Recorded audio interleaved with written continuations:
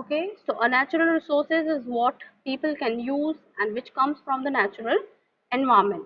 Example of natural resources are air, water, wood, oil, wind energy, natural gas, iron and coal. Everything in the earth system can be placed into four major subsystems. That is the land that is lithosphere, water that is hydrosphere, air that is atmosphere, and the living things that is biosphere, right? So 75% of the earth's surface is found, you know, is covered with water. 75% of the earth's surface is covered with water. And the earth, where the atmosphere, the hydrosphere and the lithosphere interact and make life possible, is known as biosphere, right? So living things constitute biotic as well as abiotic components. Living things constitute the biotic component of the biosphere. Like all the plants, animals come into the biotic components. The air, the water and the soil form the non-living or the abiotic component of the biosphere. Okay. So let's see the different layers. The lithosphere is the first one. The lithosphere, that is the solid outer part of the earth. Okay, lithosphere, that is the outer crust of the earth, is called as lithosphere.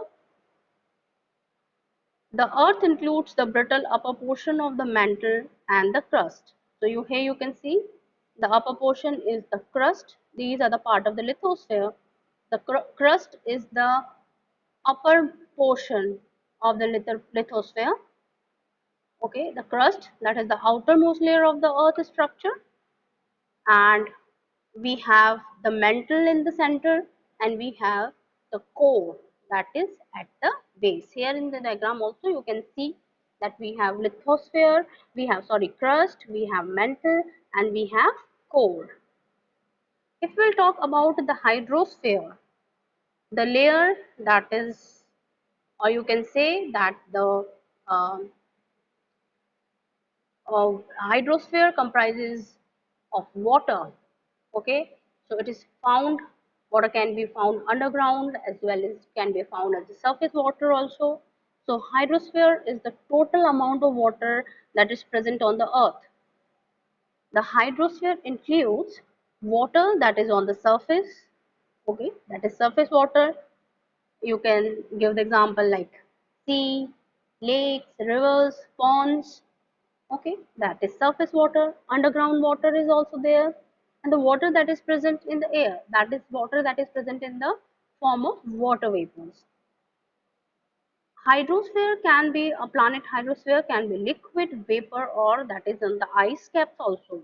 We can find the water that is in the frozen form in the mountains, on the mountains. So on earth, liquid water exists on the surface in the form of ocean, lake and rivers. Biosphere.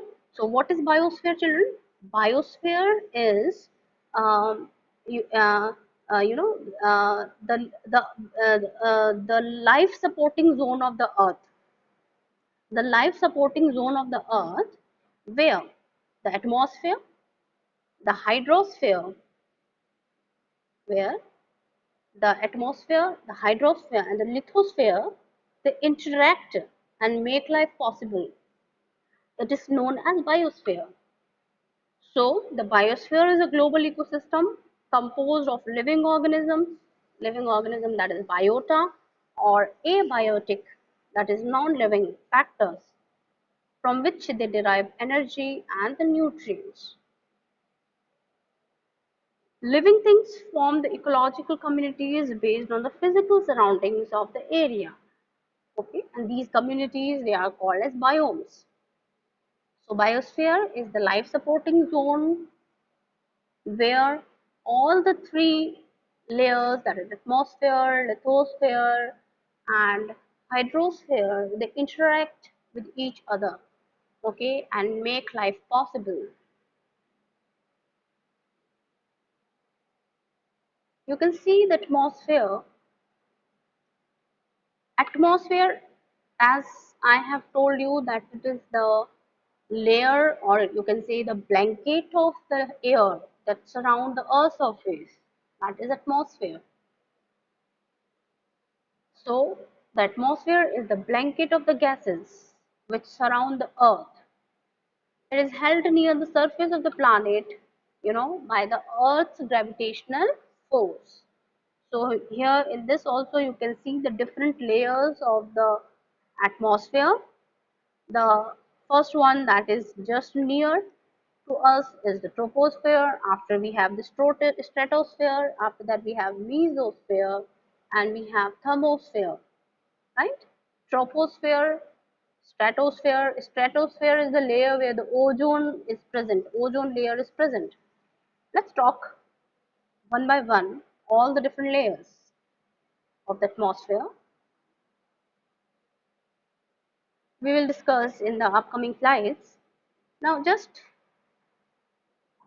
take a quick idea about the types of natural resources.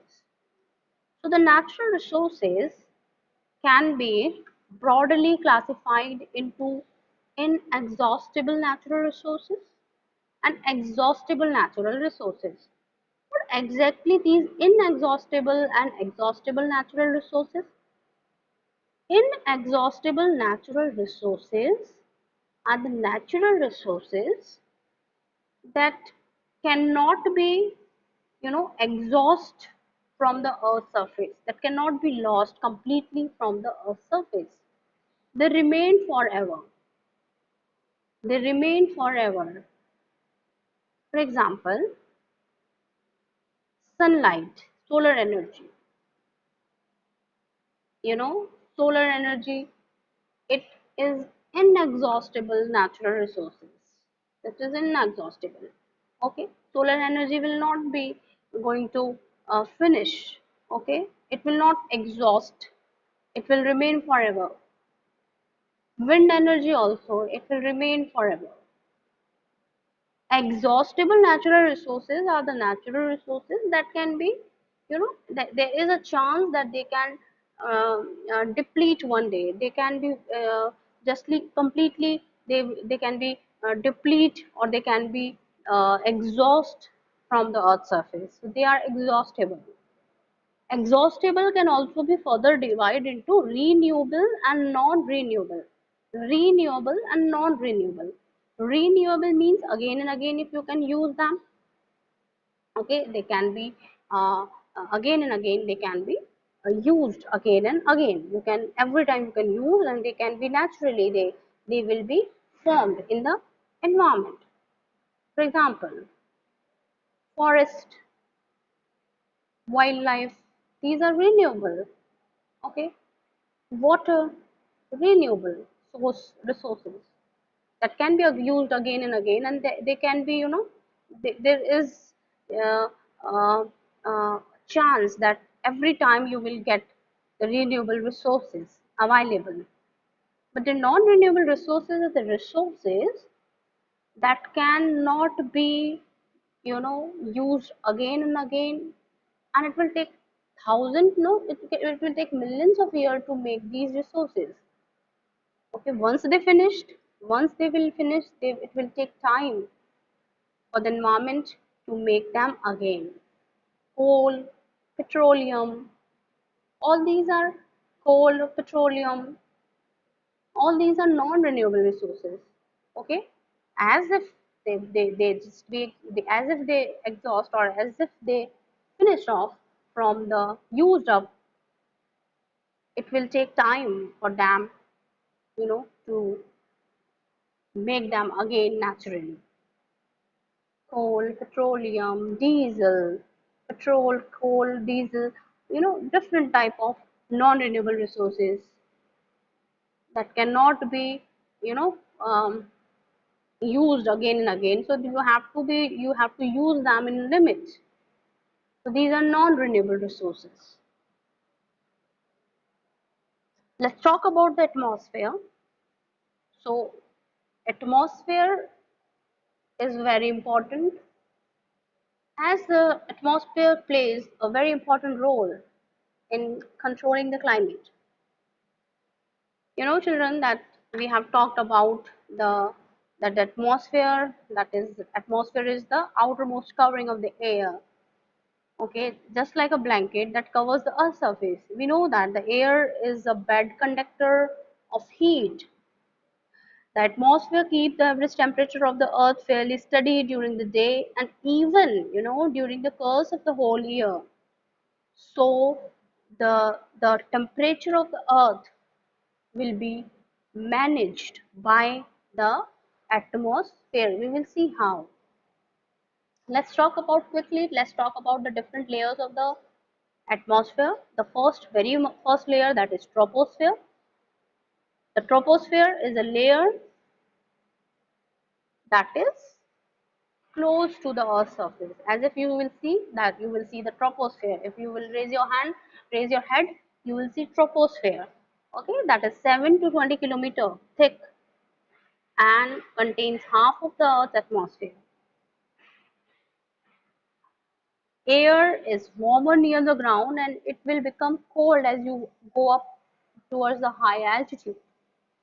All the water vapors and the dust particles in the atmosphere are they are present in this layer. Clouds also formed here.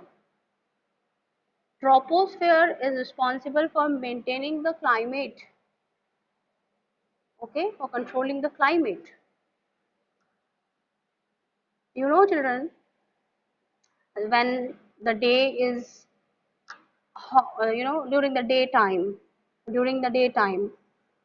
the atmosphere, this troposphere layer, it prevented the sudden increase in the temperature. And during the night time also, it slow downs the escape of the heat into outer space. You know, children, that the moon, which is about the same distance from the sun, that the earth is, despite that on the surface of the moon, there is no atmosphere and the temperature will range from minus 190 degrees Celsius to 110 degrees Celsius. So you can understand the importance of atmosphere. It will maintain, it will control the climate. If we don't have this air surround us, atmosphere surrounding us, the temperature will, you know, it will fall or it will rise, okay, at extent. So that is the importance. And the troposphere is the layer that is just about um, on the earth, like 7 to 20 kilometers, the first layer, okay, and it maintains the temperature, climate, it controls the climatic conditions. The second layer, okay, the second layer, that is stratosphere. The second layer, that is stratosphere. You know, children, the stratosphere is the second layer, and it is very important that it is having ozone. Troposphere, after troposphere we have stratosphere, okay, and it goes 50 kilometer above the ground. Ozone layer is found here, okay, that protect us from harmful UV radiations. Air is very dry here, and you know, children, that the air is 1,000 times thinner here, and because of this, the jet aircrafts and the weather balloons fly in this layer. So the question, one mark question can come, that which layer, in which layer the aircraft can fly, jet can fly. So the stratosphere. Which layer contains the ozone? That is the stratosphere. Okay. The last is the mesosphere. Sorry, the third one is the mesosphere. The top of the mesosphere, that is, you can call it as mesopause, and it is the coldest layer. That is important. That mesosphere is the coldest layer of the Earth atmosphere. Minus 90 temperature, minus 90 degree, it will have the temperature. All the meteors burn in this layer. That is mesosphere. Okay, first is the troposphere, second is the stratosphere, and the third one is mesosphere. After mesosphere, we have thermosphere. Here also you can see after that we have thermosphere. It extends, thermosphere extends like about 90 kilometers. Okay, the temperature can get up to 1500 degrees Celsius at this altitude, very low. You know, this layer is look very beautiful because of the formation of auroras. What is this auroras here? You know, children, the charged particles from the space collide with the atoms and molecules here in the thermosphere that make them excite, and they will shed excess energy in emitting certain light, that is photons or light, which seen very colorful, which seen see you can see them very colorful and bright. These are called as auroras. So the thermosphere is the fourth layer. Okay, that is uh, um, having auroras, and it looks very beautiful. After that, you can see there is exosphere, the highest layer, which is very thin, and the atmosphere merge with the outer space here, right? Exosphere, the last one, that is thin layer where the atmosphere merges into the outer surface, and it composed of very widely dispersed particles of hydrogen and helium. Here you can see. Okay, so in the next class we will discuss about the importance. This was the general introductory class. Thank you so much.